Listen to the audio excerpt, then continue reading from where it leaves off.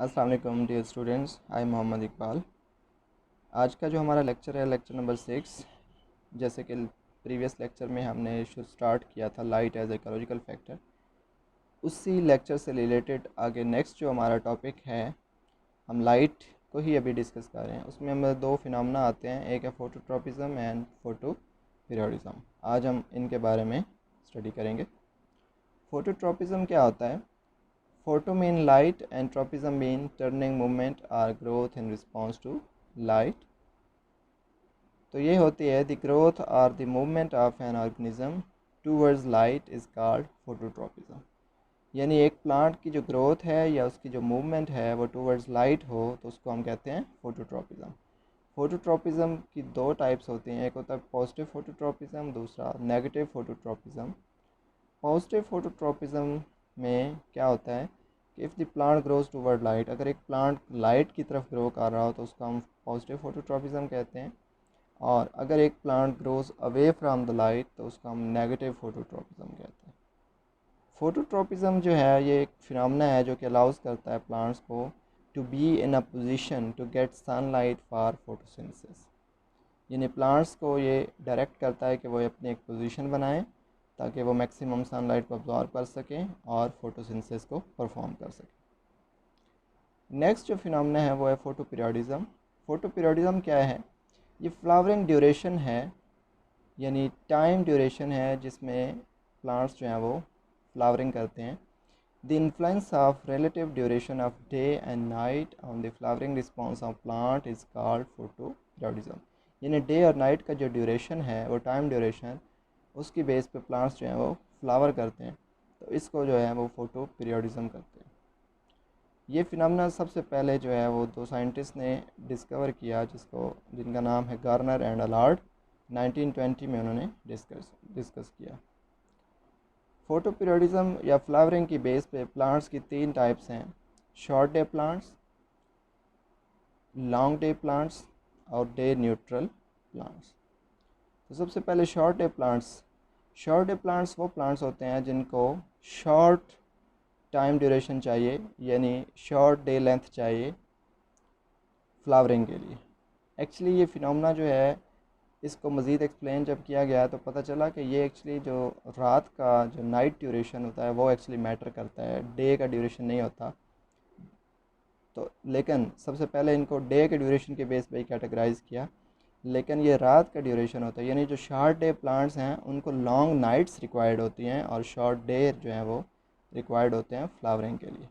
इनमें जो phytochrome red है वो प्रमोट करता है flowering.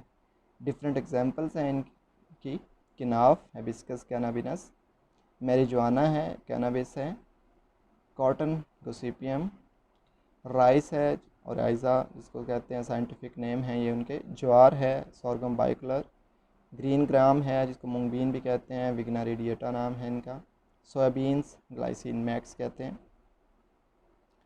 Next in long day plants. Long day plants वो प्लांट्स हैं जिनको लॉन्ग डे चाहिए और शॉर्ट नाइट्स चाहिए फ्लावरिंग के लिए। तो इनमें जो फाइटोक्रोम फार रेड है वो प्रमोट करता है फ्लावरिंग। इनमें डिफरेंट जो है वो ऑर्नामेंटल प्लांट्स आते हैं, जैसे कार्नेशन है, डायंथस नाम है इसका, हैनबेन है, हाइस्क्वामस है, ओट है, अवीना। उसके बाद डे न्यूट्रल प्लांट्स आते हैं। डे न्यूट्रल प्लांट्स जो हैं वो डे लेंथ पे डिपेंड नहीं करते, ना ही रात की जो लेंथ है उस पर डिपेंड करते हैं। वो न्यूट्रल होते हैं, वो किसी वक्त भी फ्लावरिंग जो है वो इनिशिएट कर सकते हैं, उनको कोई प्रॉपर फोटो पीरियोडिज्म नहीं चाहिए। तो इनमें जो एग्जांपल्स आते हैं वो कुकम्बर्स हैं, रोजेज़ हैं और टोमेटोज़ हैं। फाइटोक्रोम जो है इसके अलावा जो है डिफरेंट फिनोमेनास को कंट्रोल करते हैं, जैसे प्रीवियस लेक्चर में भी हमने पढ़ा। तो फाइटोक्रोम जो है वो specially apical dominance and branching को कंट्रोल करते हैं। अब जो फाइटोक्रोम रेड है वो एपिकल ग्रोथ को कंट्रोल करता है और फाइटोक्रोम फार रेड जो है वो स्टेम ब्रांचिंग को कंट्रोल करता है। अब ये फाइटोक्रोम रेड और फाइटोक्रोम फार रेड बनते कब हैं? तो इन लाइट, यानी जब लाइट मौजूद होती है तो फाइटोक्रोम रेड कन्वर्ट होता है फाइटोक्रोम फार रेड में और ये इनिशिएट करता है ब्रांचिंग को। लेकिन जब लाइट मौजूद नहीं होती या शेड होता है या साया या डार्कनेस होती है, तो जो फाइटोक्रोम फार रेड है वो कन्वर्ट होता है इनटू फाइटोक्रोम रेड में, जो कि एपिकल ग्रोथ को इन्हेंस करता है। अब डिफरेंट प्रॉब्लम्स हैं एक्सेस लाइट की वजह से और लाइट की कमी की वजह से जो प्लांट्स को फेस करने पड़ते हैं। जब लाइट ज़्यादा हो, यानी एक्सेस ऑफ लाइट्स प्लांट्स पे पड़ रही हो, तो तब प्लांट्स को कौन कौन से प्रॉब्लम फेस करने पड़ते हैं, जैसे कि for example scorching of leaves. जो लीव्स हैं वो स्कॉर्च होना शुरू हो जाते हैं, यानी जलना शुरू हो जाते हैं, बर्न होना शुरू हो जाते हैं। Chlorophyll content is reduced. जो क्लोरोफिल कंटेंट है वो ज़्यादा लाइट की वजह से रिड्यूस हो जाता है। This reduces the rate of light absorption and the rate of photosynthesis. उसकी वजह से जो है वो लाइट अब्जॉर्प्शन और फोटोसिंथेसिस का रेट भी इफेक्ट होता है। Excess light intensity is associated with increase in the temperature of leaves, which in turn induce rapid transpiration and water loss. Light ज़्यादा पड़ रही हो तो उसकी वजह से जो लीव्स का टेम्परेचर है वो ज़्यादा बनता है, हो जाता है। उसकी वजह से ट्रांसपरेशन और वाटर लॉस जो है वो ज़्यादा होता है। ये भी एक नुकसान है क्योंकि पानी की कमी हो जाती है प्लांट्स में। Stomatal conductance declines in response to declining the water potential. जब ज़्यादा ट्रांसपरेशन होगी, वाटर की कमी होगी, तो जो वाटर पोटेंशियल है वो डिक्रीज़ हो जाएगा। उसकी वजह से जो स्टोमेटल कंडक्टेंस हैं वो भी डिस्टर्ब होगी। High leaf temperature inactivates the enzyme system that changes sugar to starch. यानी जो शुगर्स की कन्वर्जन है इनटू स्टार्च में वो भी डिस्टर्ब होती है, क्योंकि लाइट ज़्यादा होगी तो लीव का जो टेम्परेचर है या प्लांट्स का टेम्परेचर है वो ज़्यादा होगा।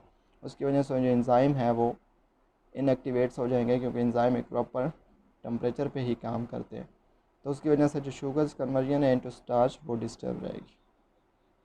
अब जब लाइट की कमी हो जाए तो तब क्या प्रॉब्लम्स फेस करने पड़ते हैं प्लांट्स को। सबसे मेजर प्रॉब्लम्स हैं एट्यूलेशन। एट्यूलेशन क्या होता है? Morphological manifestation of the adverse effect of इनएडिक्वेट light. यानी जब लाइट की बहुत ज़्यादा कमी हो तो प्लांट्स एट्यूलेट हो जाते हैं। प्लांट्स एट्यूलेट का मतलब होता है उनमें डिफरेंट सिम्टम्स बनना शुरू हो जाते हैं, जैसे कि it develops white, chlorophyll pigment जो है वो लॉस होना शुरू हो जाता है और वो उनका कलर जो है वो वाइट होना शुरू हो जाता है। उनका जो स्टेम्स हैं वो स्पिंडल की तरह बनने शुरू हो जाते हैं। इलोंगेटेड इंटरनोड्स होते हैं। Leaves that are not fully expanded, leaves जो हैं वो फुली एक्सपेंडेड नहीं होते, यानी फैले हुए नहीं होते। एंड स्टंटेड रूट सिस्टम, उनका रूट सिस्टम बहुत वीक होता है। इसके बाद स्टेम्स विल बी लैगी और स्ट्रेच्ड आउट। जो स्टेम है वो लैगी यानी ज़मीन के साथ लेटा हुआ और वीक होगा और खिंचा हुआ होगा। लीव्स टर्न येलो, लीव्स जो हैं वो येलो होना शुरू हो जाते हैं। लीव्स आर टू स्मॉल, इसके बाद छोटे साइज़ के होते हैं। लीव्स आर स्टेम्स आर स्पिंडली, जो लीव्स हैं और स्टेम्स हैं वो स्पिंडली फॉर्म के बन जाते हैं। Brown edges or tips on leaves, brown colour की जो बन जाते हैं, निशान बन जाते हैं टिप्स के ऊपर या साइड्स के ऊपर, लीव्स के साइड्स के ऊपर ब्राउन कलर के निशान पड़ जाते हैं। लोअर लीव्स ड्राई अप, जो नीचे वाले लीव्स होते हैं एट द बॉटम वो जो हैं वो ड्राई होना शुरू हो जाते हैं। Variegated leaves loss their variegation. Variegated leaves वो लीव्स होते हैं जिनमें मुख्तलिफ कलरेशन होती है। आपने देखा कि कुछ प्लांट्स ऐसे हैं जिनके लीव्स जो हैं उनमें मुख्तलिफ कलरेशन होती हैं। फॉर एग्जांपल ग्रीन शेड होता है, साथ उसमें येलो या वाइट शेड होता है। तो ये वेरीगेटेड प्लांट्स या वेरीगेटेड लीव्स कहलाते हैं। तो इनमें जो ये वेरीगेटेड फिनोमेना होता है ये भी डिस्टर्ब होना शुरू हो जाता है, तो वो वेरीगेशन को लॉस कर देते हैं, क्योंकि एट्यूलेशन में जो लाइट कम पड़ती है तो पिगमेंट्स प्रॉपरली डेवलप नहीं होते, तो उसकी वजह से वेरीगेशन का जो फिनोमेना है वो भी डिस्टर्ब होता है। तो ये लाइट की डेफिशिएंसी की वजह से ये प्रॉब्लम्स फेस करने पड़ते हैं। तो लाइट ये हमारा इकोलॉजिकल फैक्टर था। ये आज हमारा इस लेक्चर के साथ ख़त्म हो गया। इंशाल्लाह हम नेक्स्ट इकोलॉजिकल फैक्टर के साथ दोबारा लेक्चर में आएंगे। अल्लाह हाफिज़।